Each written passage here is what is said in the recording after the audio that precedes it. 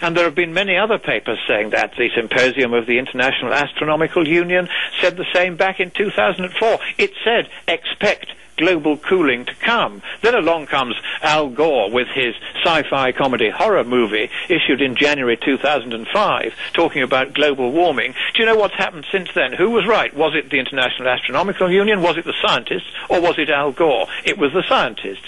Since then we've had 4 years of global cooling at a rate so rapid that if it carried on at the rate we've seen in the last 4 years, we would be in an ice age by 2050.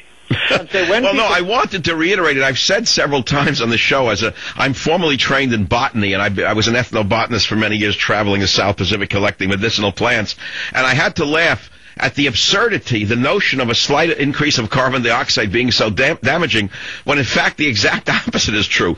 It was because of the carbon dioxide that permitted plant life to proliferate on the earth and gave man all of this wonderful food that we've been enjoying for these hundreds of years, and that if, God forbid, we saw a decrease in carbon dioxide that was catastrophic and we moved into this global cooling, there'd be massive starvation, wouldn't there?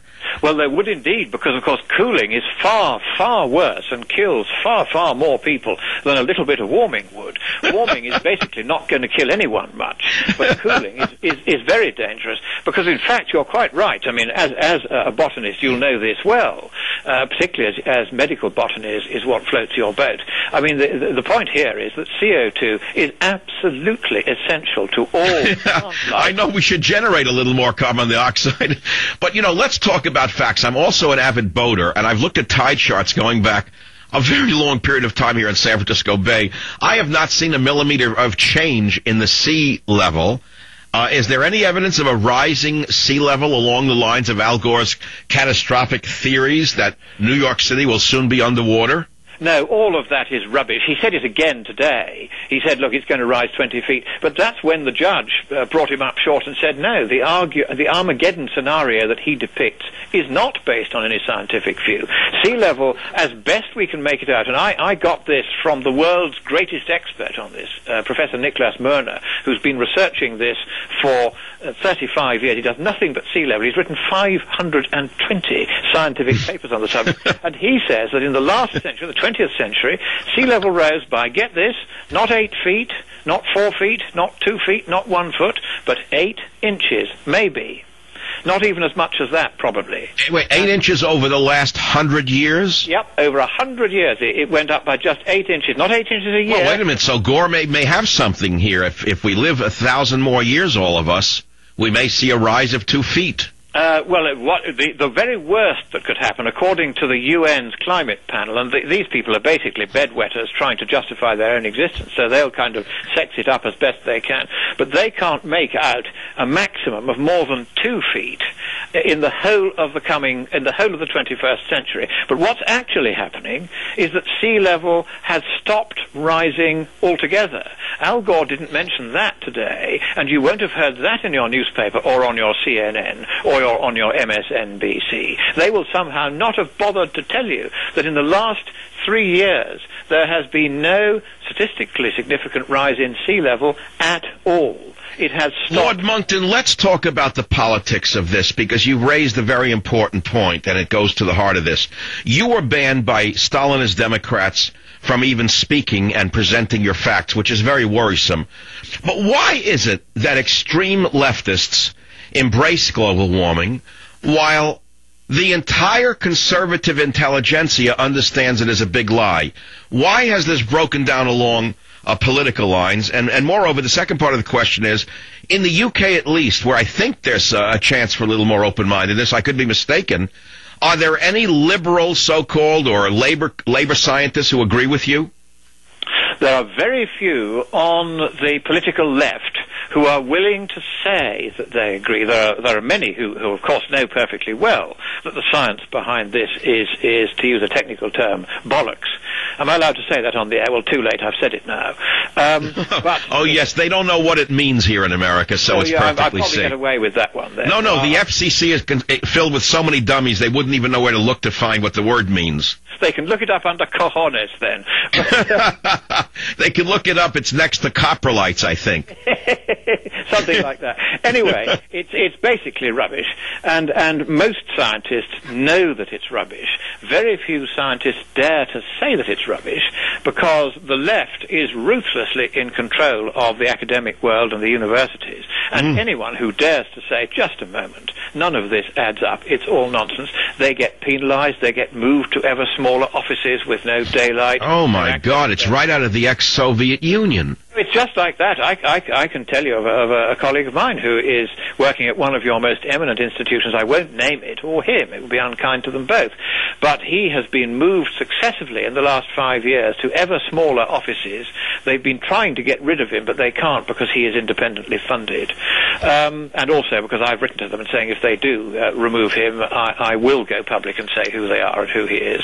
Unbelievable. And this is happening all over America. So the evidence against global warming is, one, temperatures are actually decreasing, not increasing. The level of sea level rise has actually stopped completely. What is the other evidence, sir? Slowly. Likewise, the amount of carbon dioxide going into the atmosphere is only half what these wretched Xbox 360s and PlayStations that these scientists use predict it will be. You know, they have these so-called computer models on which the entire case for this climate alarm is built. And the computer models say there ought to be twice as much CO2 staying in the atmosphere as there is.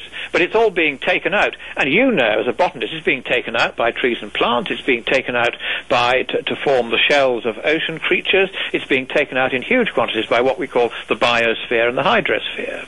And that's why it isn't accumulating at the rate that the accumulating, so as to justify the continued existence of its climate panel as the new world government. But the fact is that CO2 is rising at far less, about half the rate the UN predicts, and the UN as fast as it wants it to rise.